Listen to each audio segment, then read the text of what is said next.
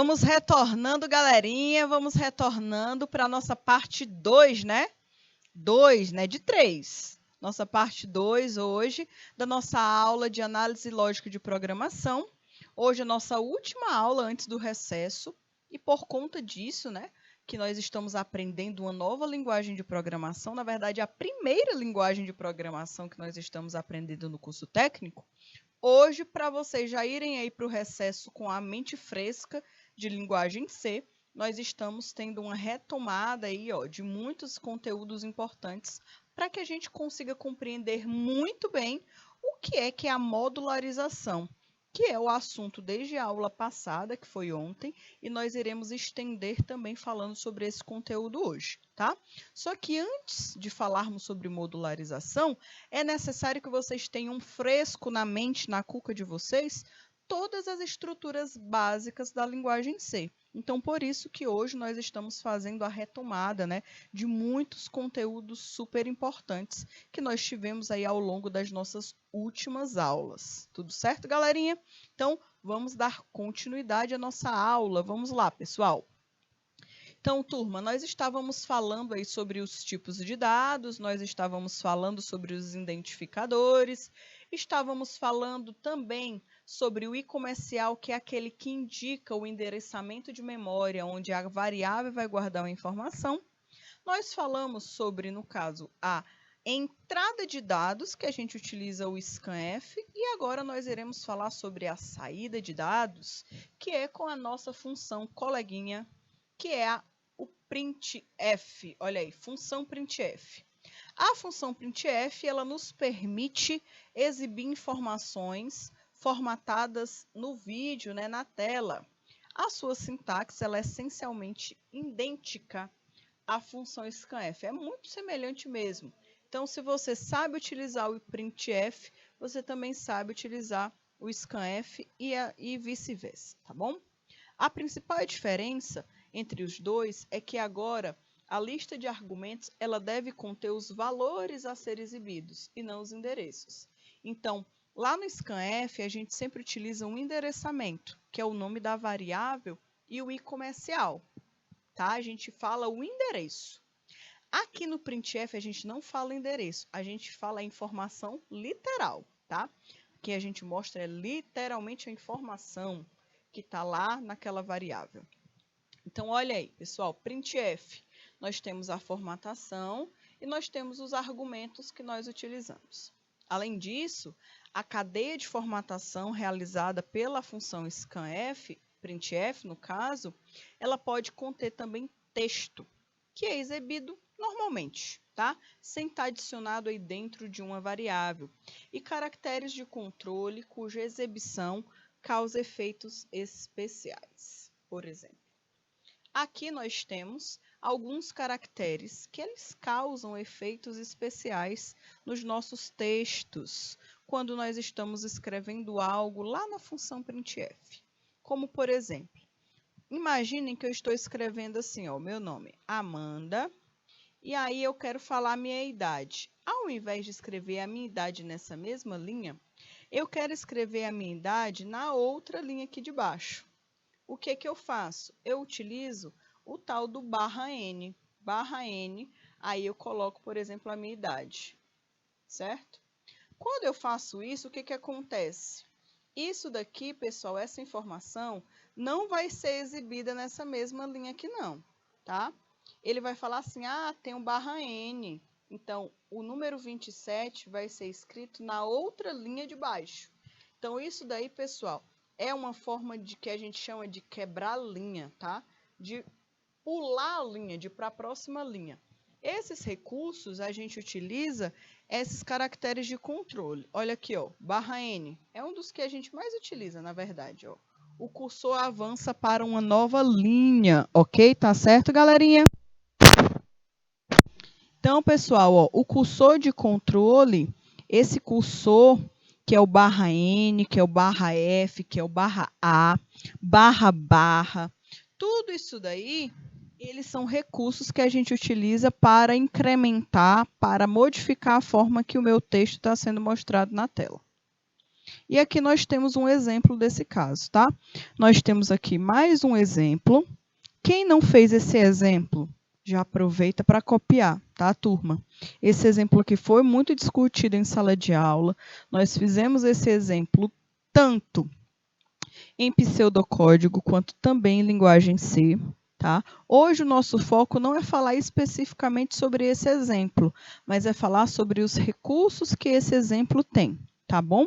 Então, é importante que você copie esse exemplo aqui, ó, que pede o quê? Pede qual a medida do raio, tá? De uma circunferência, e aí ele vai te dar o quê? Ele vai te dar o perímetro da circunferência. Então, você entrega o valor do raio e ele te dá, né, ele te fornece no final o valor da circunferência, ok? E para isso aí existem algumas informações muito importantes. Primeiro, a gente tem um valor nesse cálculo, que é o tal do π, certo? O π aí, ó, que é muito utilizado na física, né? Ele tem um valor que não muda, é um valor constante. Por isso que a gente criou uma constante aqui, ó, define π, e aí a gente coloca o valor de π. Isso aqui é uma constante, ou seja, é parecido com a variável, só que a diferença da variável e da constante, que a variável muda, pode mudar o valor, e a constante não, ela não muda, tá? Nós temos a função main, nós temos aí a declaração de uma variável, na verdade de duas variáveis. Todas as duas são do tipo double. Então, se vocês se recordarem, o double, ele é um tipo de dado que ele armazena 8 bytes. Então, ele vai armazenar aí, ó, quando você cria raio, double, né? A variável raio do tipo double, você está criando uma caixinha lá na memória do computador que ela tem um tamanho de 8 bits. 8 bits não, 8 bytes, tá? E também perímetro do mesmo jeito, certo? Essas duas variáveis, elas são criadas porque você vai manipular os dados do cálculo aritmético que calcula a circunferência de um círculo, tá? Outro ponto, printf. Aqui nós estamos utilizando a estrutura de saída de dados. Quando eu falo isso, saída de dados por quê? Porque vai estar sendo mostrado na tela para o usuário essa frase, qual a medida do raio? E aí, por que que tem esse scanf aqui, ó? Scanf não, esse /n. Porque quando o nosso programa começa, olha aqui, ó, ele começa com essa informação aqui. E o cursor do mouse fica bem aqui. Então, ele quer que essa frase seja mostrada na outra linha do cursor. Então, ele não é escrito aqui o texto, qual a medida do raio, ele passa para a próxima linha. Olha aí. Tá certo? E olha aqui o que acontece. Na próxima pergunta, né, no caso, na próxima frase, tem um /n de novo. Ou seja, está falando que essa frase não é para ser escrita aqui, ó, do lado da primeira. É para ela pular uma linha, né, escrever a frase na outra linha. Tá bom? Então, esse recurso do /n, ele é muito importante. Se você quiser, você pode até testar assim, ó, colocar um printf, coloca o teu primeiro nome, /n. Aí coloca, por exemplo, no meu caso, né, da /n, Silva /n, Souza /n, por exemplo. Você vai ver que cada palavra do seu nome vai ficar em uma linha diferente, certo? Dessa forma, tá bom? Então, isso aqui é bem legal também, a gente aprender como manipular esse /n. Turma, por que eu estou passando assim um pouquinho rápido, entre aspas, rápido? Porque esse assunto aqui nós já vimos, tá? Essa aqui é uma revisão que eu estou fazendo com vocês, ok? Outro ponto importante, a função printf, ela permite que os campos de exibição eles sejam formatados. As formatações mais usadas são aquelas de preenchimento, né, com zeros, por exemplo, à esquerda, para inteiros, ou então especificações do número de casas decimais. Então, imagine que você quer que uma palavra, que um número seja escrito, existe assim, ó, o número 10, mas o resultado foi 10,2. Só que ao invés de querer com 2 casas decimais, você quer com 3. Aí vai aparecer assim, 10,025.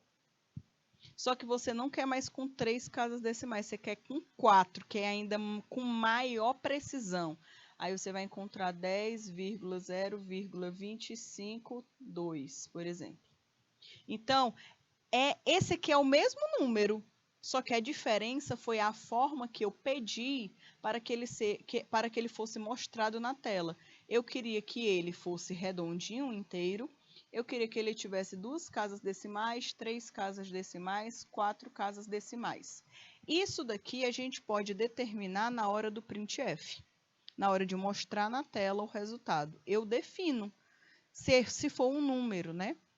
No caso, se for um número aí que a variável seja do tipo float também, porque senão eu não vou ter acesso a essa informação, tá bom? Outro ponto importante, olha aqui, isso daqui nos ajuda a compreender o seguinte, deixa eu colocar aqui o resultado na tela. Olha aí, aqui, galerinha, o que está acontecendo? Aqui eu tenho um número, que é o 678, que ele é a variável, está armazenado na variável A. E aqui eu estou falando o seguinte, olha, eu quero que esse número, ele tenha, né, barra N, percent 5D. Aqui no caso, ele tem o quê? Ele tem percent 0,6, né? 0,6D. Aqui ele tem, por exemplo, 7,3D. E aí vamos entender um pouquinho do que está querendo falar sobre isso. Primeiro ponto, pessoal, quando eu falo, por exemplo, que um valor ele vai estar assim, ó, percent 0,6D, eu estou falando que aquele número, obrigatoriamente, ele precisa ter 6 dígitos. Ah, mas o meu número só tem 3, é só 678. Ok, mas eu quero que ele tenha 6 dígitos. Então, você vai adicionar 0 à esquerda. Por que 0 à esquerda? Porque 0 à esquerda não muda nada. Não muda o valor numérico daquele, o valor aritmético daquele número, certo? Ok? Outro ponto importante é que se eu pego, por exemplo, o número, no caso, deixa eu dar uma olhadinha aqui no B, né? No B, 7,3B, por exemplo. Então, aqui ele já está fazendo uma outra forma de manipulação. O que ele está fazendo aqui? Ele está pegando os números e está modificando, né, os números de um número por outro número, por exemplo. E também, ó, deixando espaços, tá? Espaços entre as posições, tá? Entre um número e outro, ok? Então, essa é uma forma de manipulação. Outro ponto importante, galerinha. Deixa eu dar uma olhada. Note que os valores reais, eles são arredondados apenas quando a primeira casa decimal desprezada é igual ou superior a 5, por exemplo, tá? Então, aqui, nesse caso, ele está arredondando os números, certo? Ó, ele está realizando o arredondamento dos números, fazendo a alteração dos números por outros. Outro ponto importante que nós já conversamos foi sobre os comentários. Esses comentários aqui, galerinha, são blocos, são linhas de código que a gente não quer que seja executada. Às vezes é porque a gente quer modificar o código e não quer apagar aquele código, a gente quer deixar lá guardado para caso a gente precise em algum momento. Às vezes, simplesmente é porque a gente quer colocar uma instrução. Ah, olha, essa linha de código aqui está informando que está sendo criado agora uma função, que está sendo criado agora uma variável, que está sendo criado agora uma constante, que está sendo criado agora uma função que recebe 2 números e que divide por 2 e tira a média, por exemplo. Então, esses comentários, eles são importantes para isso. Aqui também está falando que existem 2 formas de comentar uma estrutura de texto. Quando eu quero comentar só e somente só uma linha, como por exemplo é esse caso aqui, eu boto barra, barra. Tá? Então, essa estrutura toda aqui, ó, vai se transformar em um comentário. Agora, se eu quero comentar essas 4 linhas primeiras aqui, o que eu faço? Eu tenho a opção de ficar colocando barra, barra, barra, barra, barra, barra, barra, barra? Posso, mas imaginem que seja um texto aí de 1000 linhas, 100, 200, 300 linhas. Você vai perder tempo ficar colocando barra, barra em cada linha? Não dá, né? Então, o que você faz? Na primeira linha de código, você coloca barra e asterisco. E na última linha, né, na última parte do texto da última linha, você coloca asterisco, barra, por exemplo. Então, aqui, o que acontece? Você está falando que toda aquela estrutura que está entre a barra e o asterisco, ela se tornará um comentário. É isso que está sendo mostrado aqui, ó, que é um bloco de comentário, certo? E aqui, no caso, é um comentário simples, de uma única linha. Tá? Outra forma, outro ponto importante que nós já conversamos na linguagem C, é a importância da indentação. A indentação, galerinha, é a forma que esse código está organizado. Então, olhem aqui esse código. Esse código aqui parece uma estrutura em C, tem até a mesma sintaxe, mas a formatação, no caso, a indentação, tá? Não. Né? A estrutura main está na mesma linha que a declaração de variáveis, que está na mesma linha da condicional se, que está na mesma linha do printf, que está na mesma linha do return. É como se fosse uma única programação em duas linhas. Pessoal, pelo amor de Deus, isso aqui não funciona não, tá? Isso aqui é algo péssimo, péssimo, tá? Para se identificar. Então, o correto é criar o int main em uma linha. Nós já conversamos sobre isso. Abre e fecha parênteses, abre as chaves. Na outra linha, a gente coloca o quê? A gente coloca a declaração da variável. Nesse caso aqui, ele já está declarando a variável e já está atribuindo a ela um valor. Pode? Pode sim. Quiser declarar já um valor, definir um valor, pode. E aqui nós temos um condicional, ó. Se a variável check, né? Check. Certo? Aí ele coloca, abre, né?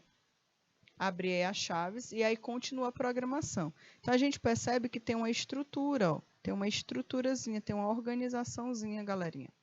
Isso daqui é indentação. Isso daqui é indentação. Isso aqui é importante para um programa funcionar corretamente. Não dá para colocar tudo em duas linhas, não. Isso aqui não funciona, não, tá bom? Olha, uma programação dessa aí, em qualquer linguagem de programação não é bem vista, viu? Nem roda direito. E se você escreve uma programação desse jeito, se você errar, faltar um ponto e vírgula, você não encontra o erro nunca. Com duas linhas de código, ótimo, maravilhoso. Mas se for uma programação gigante, isso aqui vai dar uma dor de cabeça gigantesca, tá? E aí também, se o seu analista, se o gerente de projetos pegar uma programação dessa forma aqui, eu acho que o programador não permanece muito tempo na equipe, não, tá? Porque essa estrutura de código, ela não é correta. Então, a gente tem que aprender a indentar os códigos. E todo exemplo que eu trago para vocês, o código está indentado. Toda sequência de comandos que eu trago para vocês, o código está na sequência, na estrutura correta. Então, se vocês não aprenderam errado, por que fazer errado, né? Ó, o código acima, ele não está indentado, né? Não está organizado.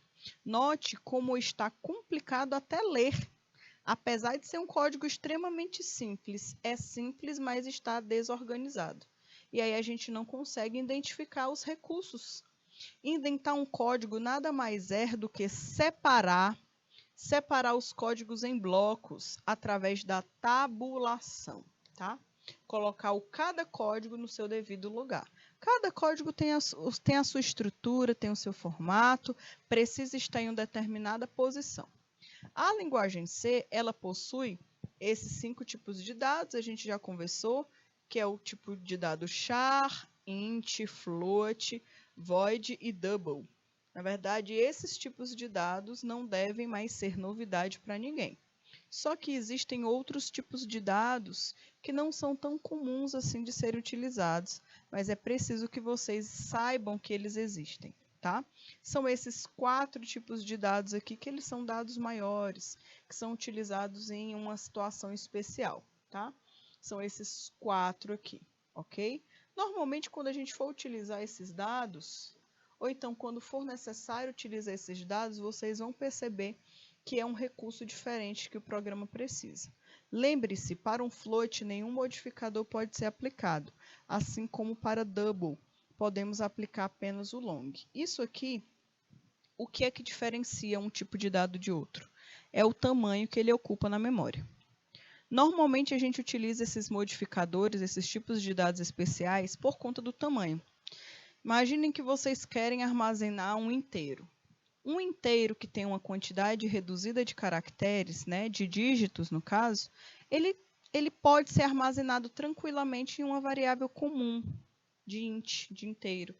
Agora, se for um inteiro que tem uma quantidade muito grande de dígitos, que você nem consegue controlar, nem calcular a quantidade, é importante que você tenha uma caixinha com espaço maior para armazenar esse número. Então, nesses casos, nós utilizamos tipos especiais de dados, tá bom? Ok? Mas isso não é tão comum quando nós estamos aprendendo. Isso é mais quando nós estamos realmente utilizando em uma aplicação. Outro assunto polêmico e importante que nós estudamos, né, que nós falamos aí nas últimas aulas das últimas semanas, foram as strings. E aí, galerinha, estão recordando o que são as strings? Quem são elas? Como elas funcionam? Quais são as suas estruturas? Alguém está recordando aí o que é uma string? Bom, pessoal, nós falamos de vetores, tá? E também nós falamos de strings. Na verdade, a string ela é um conjunto de coisas, um conjunto de informações. Essas informações especificamente são de um tipo, que é o do tipo char, é do tipo caractere. Então, string nada mais é do que um conjunto de caracteres. Então, por exemplo, quando eu tenho a letra A, eu não tenho uma string. Aqui eu tenho um caractere. Agora, quando eu tenho uma palavra, por exemplo, Ana, né? A palavra Ana, aqui eu não tenho um caractere, aqui eu tenho um conjunto de caracteres. Ou seja, aqui eu tenho uma string, tá bom? Um conjunto de quantos caracteres? 1, 2, 3 e 4. 4 caracteres que juntos formam uma string. Ok? E aí, ó, seu último elemento é o /0. Mas isso aqui a gente não precisa se preocupar com isso agora, não. Só lá em estruturas de dados. Então, olha aqui, turma, o formato. Nós temos o tipo de dado, que é char, nós temos o nome da string, e aqui algo diferente, né? Nós temos uma nova sintaxe, que é algo que se chama tamanho. Em uma string, além de determinar o tipo de dado, o nome da string, eu tenho que determinar a quantidade de caracteres que ela terá. Então, imagine que eu quero criar uma string do tipo char, que ela tem como nome completo, né? Ou seja, é uma string que vai armazenar o nome completo de uma pessoa. E aí, galerinha, eu coloco o tamanho de caracteres que essa string pode ter. Eu coloco, por exemplo, só 10 unidades, né? Só 10 lugares, 10 caracteres. Primeiro ponto, é difícil a gente encontrar um nome de uma pessoa, um nome completo que tem somente 10 caracteres. É complicado, normalmente tem mais do que 10. Então, aqui, normalmente uma pessoa, só se tivesse um nome muito pequeno, que ela iria conseguir armazenar o seu nome completo aqui, ó, nessa string. Então, por isso que quando nós formos criar uma string, a gente tem que ter atenção para qual informação que você vai estar armazenando. Se eu estou armazenando a idade de uma pessoa, não tem necessidade, por exemplo, que eu armazene uma informação. No caso, imagine se eu quero definir a idade, não, que a idade é número. Imagine que se eu quero definir se a pessoa é do sexo feminino ou masculino, por exemplo. Eu não só quero saber se é F ou se é M. Então, não tem necessidade de eu guardar 10 lugares de memória. É só um. Ou é uma letra ou é outra. Então, aqui não tem necessidade que eu deixe armazenado, que eu deixe aí guardado 10 espaços. Tá? Então, pessoal, aqui a gente precisa ter atenção na hora de criar as nossas strings. Saber aí como é que a gente coloca. Normalmente, para nome completo, eu gosto de colocar 100. 100, 50, né? No mínimo 50 e no máximo 100, porque tem gente que tem um nome muito grande. E aqui nós temos um exemplo, tá? Um exemplo de como a gente declara uma string. Olha aí, ó. Eu tenho o tipo, o nome e o tamanho. E aqui eu falo o seguinte, olha, printf, digite o nome do aluno. Aí o que a gente faz? Aqui a gente está utilizando uma função que é a função gets. A função gets, ela pega justamente a string, né? Pega a string. Aqui eu não estou utilizando scanf, perceba, eu não estou utilizando scanf. Eu estou utilizando gets, porque gets vai pegar minha string e vai falar, olha, o nome que foi digitado vai ser guardado lá na string. Tá bom? É isso daqui. Quando nós estamos utilizando gets, a gente precisa colocar a biblioteca conio, conio.h, tá? Essa biblioteca também eu já conversei com vocês, certo? Então, ó, na linguagem C, strings sempre estão dentro de aspas duplas e podem possuir mais de um caractere, enquanto o char estão sempre entre aspas simples e contém apenas um elemento. Lembre-se também disso. Então, olha aqui. Quando eu tenho isso daqui, ó. Quando eu tenho isso aqui, ó.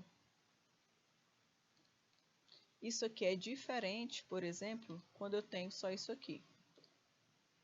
Não estou falando da quantidade de letras, eu estou falando do tipo mesmo, tá? A primeira palavra ela é uma string. A segunda palavra, que não é palavra, segunda letra aí, ela tá sendo referenciada como um char, tá bom? São coisas diferentes.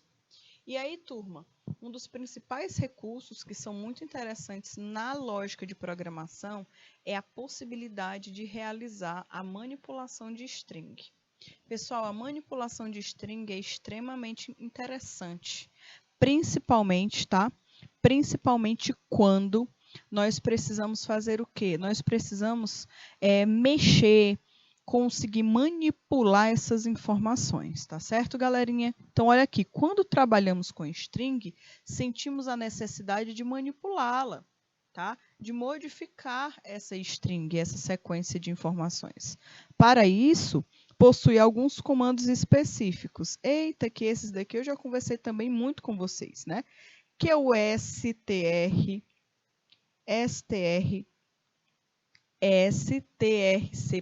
né? strpy, strcat, strlen e strcmp.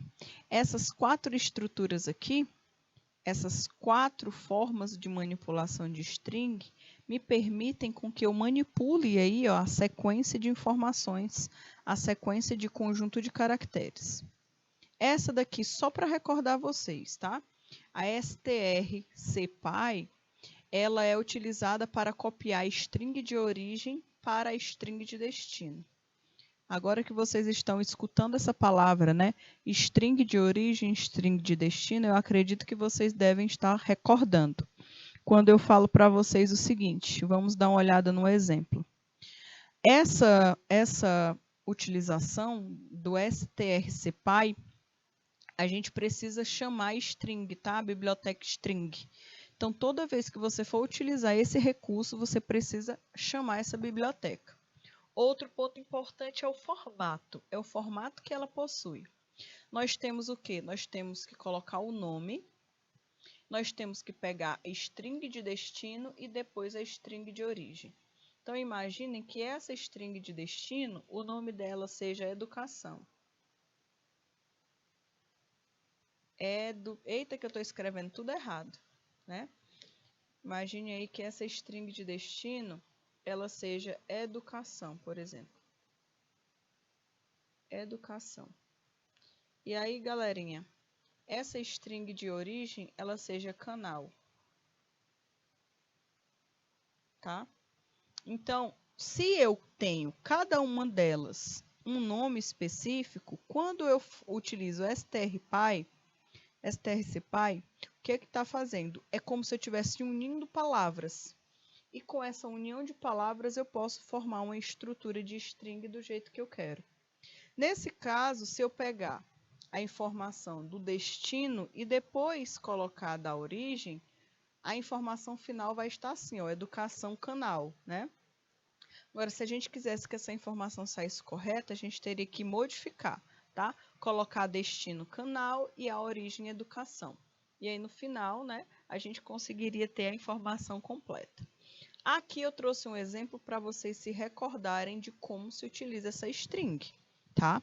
A gente já falou sobre essa string, mas é importante que vocês vejam o exemplo. Aqui eu estou criando 3 strings. Todas as 3 têm um tamanho 100 caracteres. Aqui eu estou pedindo para uma pessoa digitar uma palavra. E essa palavra vai ser armazenada dentro da primeira string. Olha aqui quem é que eu estou utilizando, o gets. O gets, normalmente eu utilizo esse recurso aqui, gets, função gets, quando eu estou utilizando manipulação de string, tá bom?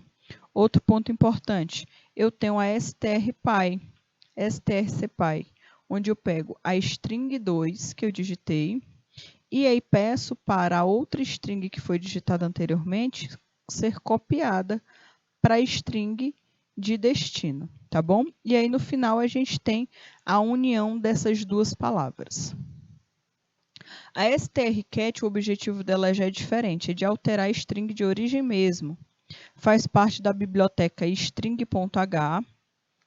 E ela, qual é o formato, né? Eu tenho um strcat, onde eu tenho a string de destino e a string de origem. Olha aqui o que acontece, né? Eu digito uma string, ó, tenho aqui a declaração de 2 strings, e aqui eu consigo realizar a manipulação dessa string. Ó. O que ela faz, essa strcat? Ela faz o quê? Ela anexa a string de origem ao fim da string de destino, certo? Ao fim. Então, aqui, eu estou colocando, por exemplo, o meu nome, Amanda, e se eu quero unir o meu nome ao meu sobrenome, por exemplo, Souza, eu posso utilizar esse recurso aqui, ó, tá? Esse recurso aqui. Então, quando você faz o seu cadastro, lá no site que ele pede primeiro teu nome, teu primeiro nome, teu segundo nome, e aí no final do teu cadastro eles colocam o teu nome completo, como é que eles sabem que o meu nome completo é daquele jeito? Porque você informou aqui, ó, primeiro, segundo nome, e aí eles fazem um recurso desse, de unir os nomes, tá bom? Isso aqui é uma forma também de se utilizar essa manipulação de string. Outra manipulação de string é o strlen. Na verdade, o strlen é um dos que mais é utilizado aí quando a gente fala de manipulação de string. Porque, maioria das vezes, a gente precisa saber o tamanho do nome que foi escrito, né? O tamanho da frase que foi escrita. Quantos caracteres que foram escritos naquela frase. Então, a gente coloca justamente o strlen e coloca a string. Ele vai me passar a quantidade de caracteres que foram digitados. Ah, aquela frase tem 20 caracteres, contando com os espaços, né? Porque o espaço também é considerado um caractere. Então, se eu tenho a palavra assim, ó, Ana Oliveira, por exemplo. Aqui eu tenho quantos caracteres? Me digam aí. Eu tenho 1, 2, 3, 4, 5, que é o espaço, 6, 7, 8, 9, 10, 11, 12 e 13. Então, quando eu colocar essa informação aqui, ele vai me retornar que essa minha string ela tem 13 caracteres. Tá bom? Porque ele conta com espaço, tá? Ele conta todas as letras e conta os espaços. Então, o strlen ele é muito importante. Então, aqui, ó, quando você coloca, aqui você está utilizando justamente uma variável para você guardar o valor do tamanho dessa minha string. Digite o seu nome. Aí eu vou digitar, né? O meu nome é Amanda Souza. Aí eu vou pegar esse meu nome e vou guardar dentro da minha string nome. Olha aqui a string nome. Quem é que está pegando? É o gets, certo? Aí eu falo assim, olha, a variável size, que é a variável tamanho, ela vai estar recebendo a string que você digitou e você vai utilizar o recurso strlen para identificar quantos caracteres tem. Então, aqui no final, ele vai te mostrar o tamanho, o número, quantos caracteres tem naquela frase, naquele nome, naquele texto que você digitou, ok? E aí, galerinha, por fim, nós temos, né, o STRCMP,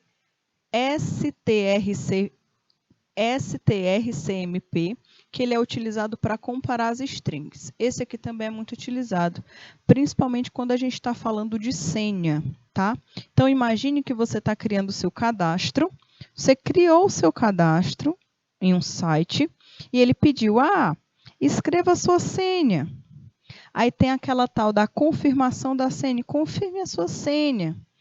Aí ele fala assim, olha, você precisa rever a sua senha porque as duas senhas não batem, elas não são iguais. Como é que ele consegue comparar?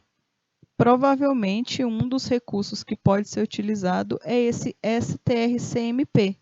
Ele vai comparar se uma palavra foi escrita igual à outra. Se você fizer o seguinte, imagine aí que eu escrevi uma senha, né? A senha que eu registrei, ela é essa daqui, ó. 3205. X asterisco, por exemplo, né? Para se tornar uma senha difícil.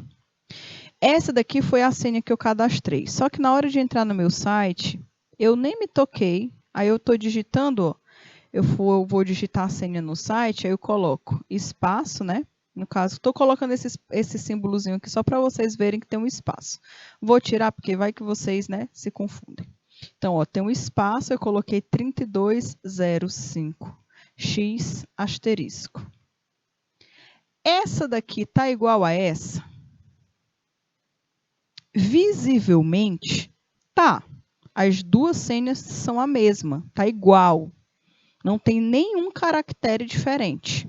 Só que aqui, pessoal, a gente tem um espaço. E aqui a gente não tem. Então, quando você cadastra a sua senha, até aí você tem que ter cuidado. Porque se você cadastra com espaço, você vai ficar prejudicado, tá bom? Porque você não vai conseguir encontrar o erro, porque sua senha não está conseguindo ser cadastrada. Então, galerinha, o espaço ele é também considerado um caractere. Então, se você está digitando a sua senha colocando um espaço primeiro e ela está dando errado, é por conta disso, viu? Lógico, existem aí cadastros que eles já fazem a verificação desse erro, tá? Já existe aí, no caso, como é que eu posso falar para vocês? O tratamento de erros. E esse é um dos tratamentos, né? Verificar se realmente não foi colocado um espaço entre o início da senha, tá bom? Não só da senha, mas também do login, do nome de login, do e-mail. Isso tudo pode acontecer, tá? Então, esse aqui é um exemplo de como pode ser utilizado o STRCMP, que ele analisa aí, ó, se as duas strings elas são iguais. Ele retorna 0 se a string forem iguais. Então, com essa informação, a gente consegue determinar. O retorno foi 0? Se o retorno foi 0, então o cadastro está liberado, né? A pessoa pode entrar no site. Se não for 0, se for diferente de 0, então não pode, porque aí deu diferente. E aí a gente tem também uma estrutura, tá? Que mostra essa sequência. Justamente aqui, ó, o se, ó. Se, né? Se forem iguais, se a string 1 for igual a string 2, então, no caso, elas entram nessa estrutura que elas são iguais. Se elas forem diferentes, no caso, elas imprimem essa informação, as strings são diferentes. E aí, turminha, nós temos várias outras instruções, tá? Que essas instruções, pessoal, elas falam sobre as modificações, sobre os modificadores. Os modificadores também são outros recursos que nós utilizamos na linguagem C. Os modificadores podem prefixar apenas um tipo, char ou int. A única exceção feita é quando a gente fala de long float, né, que equivale a um tipo de double, que isso mais é raramente utilizado, tá? Eu não quero que vocês fiquem tão ligados em todas essas informações técnicas. A minha preocupação a maior é que vocês saibam que essa estrutura aqui é uma estrutura que eu tenho a inclusão de uma biblioteca, a inclusão da estrutura main. Aqui eu tenho um tipo de dado daqueles especiais que o tamanho é maior. Mas não se preocupem que a gente quase não utiliza esses recursos. Quando nós formos utilizar, eu dou a dica para vocês. Só quero que vocês saibam que existem as estruturas maiores do que os tipos normais de dados, tá bom? Quando a gente fala aí de entrada de dados, eu trouxe mais um exemplo para vocês, ó, retornando, né? Relembrando vocês que precisa ser feito essa estrutura de entrada de dados, que é scanf, onde a gente utiliza o %d para determinar uma variável do tipo inteiro e %c para determinar uma variável do tipo char. Ok? Isso daqui, pessoal, não pode ser novidade para vocês, tá? Se for novidade, copie, galerinha, copie, registre no seu caderno, para vocês se lembrarem que todo scanf, primeiro a gente precisa colocar %d, %c, tá bom? Isso daqui, turma, só vai fixar na mente de vocês se vocês fizerem esses exercícios. Então, copiem as atividades, né? Copiem os exemplos. Criem essas estruturas no caderno de vocês, para fixar na mente. E aí eu queria pedir aí a ajuda dos professores mediadores, que vocês incentivem os seus alunos a copiarem essas práticas que são mostradas na tela, tá certo? Porque nem todos eles vão poder ter acesso a esse material quando chegar em casa. Então, é importante que vocês tenham essa noção que vocês precisam registrar esse material, essas estruturas de dados, para pelo menos vocês conseguirem estudar, tá bom? É importante, professor mediador, você que está aí na sua escola, na unidade escolar, peça para os seus alunos copiarem os exemplos das estruturas, coloquem os comentários do lado para que eles lembrem, olha pessoal, isso aqui é uma inclusão de uma biblioteca, isso aqui é a declaração de uma variável, isso aqui é uma entrada de dados, isso daqui é uma saída de dados. Turma, é extremamente importante, certo? Aqui é um outro exemplo da função printf, que é o exemplo que eu já trouxe para vocês, que é o exemplo onde a gente utiliza, né, uma constante, que essa constante é o valor de π, onde eu peço para o usuário digitar o raio e eu entrego para o usuário o perímetro de uma circunferência, né? É o perímetro da circunferência. E aí, turma, nós temos mais um exemplo, que é o exemplo de formatação de string. Esse aqui eu quero que vocês testem em casa, tá? Testem essa formatação aqui, ó. Coloquem a idade de vocês, coloquem um número aleatório e veja qual é a mudança que esse número causa, né? De acordo com a modificação, ó, da manipulação desses dados. Vou até apagar aqui para não atrapalhar vocês. Então aqui, turma, é de extrema importância que vocês tenham essa atenção, certo? Vou dar até aí um minutinho para vocês copiarem esses dados, tá bom? Acredito que 2 minutinhos é o suficiente para vocês terminarem de copiar. 2 ou 3 minutinhos, né? Pelo menos essa estrutura que a gente precisa ter atenção. É uma estrutura que tem vários printfs, é uma estrutura que tem constante, que tem variável. Então, é um exemplo bem completo, tá bom? Então, 3 minutinhos aí para vocês copiarem esse programa.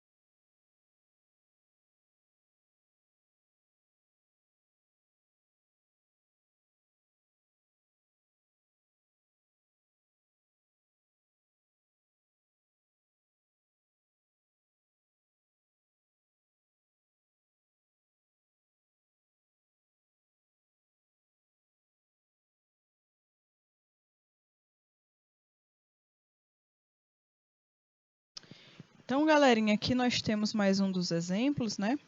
Que nós podemos verificar vários recursos, como, por exemplo, a função printf, que é uma função que a gente tem a possibilidade de realizar a saída de informações na tela para o usuário. E caso você quisesse que o usuário digitasse, por exemplo, o número, né? Você poderia colocar uma função scanf para receber esse dado e guardar em uma variável, né? Como foi mostrado anteriormente. Então, galerinha, mais um exemplo bem legal que nós temos, né? Vamos analisar essa estrutura, vamos analisar aqui essa programação. Aqui nós temos, pessoal, na primeira linha de código, a declaração de um comentário mesmo, tá? Onde fala que essa função será uma impressão de expressões aritméticas. Nós temos aí a inclusão de uma biblioteca, a inclusão da função main, a abertura da chave do nosso programa. Nós temos a declaração da primeira variável, que é o número de andares do tipo inteiro. E nós temos também uma segunda variável, que é a altura por andar, que também é inteira, tá certo? E aqui, diferentemente das outras programações que nós estamos fazendo, é que aqui eu já estou definindo o valor de cada variável. Então, a minha variável número de andares já inicia, tá? Ela já está sendo inserida, atribuída a essa variável o valor 7, valor inteiro. Aqui nós temos o quê? Nós temos também a altura por andar. Cada andar do prédio tem 3 metros. Então, olha aqui, turma, nós temos aí o valor inserido. E aqui, com essas informações, fica muito mais fácil de saber o objetivo, que é encontrar o valor da altura total do prédio. É só pegar a quantidade de andares e multiplicar pela quantidade da altura por andar.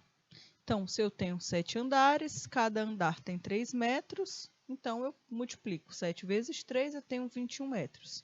Tá bom, ok. Eu faço isso de cabeça tranquilamente, mas como é que eu peço para o meu programa fazer isso? Nós tínhamos sempre o costume de utilizar uma terceira variável. Poderia ser soma, né?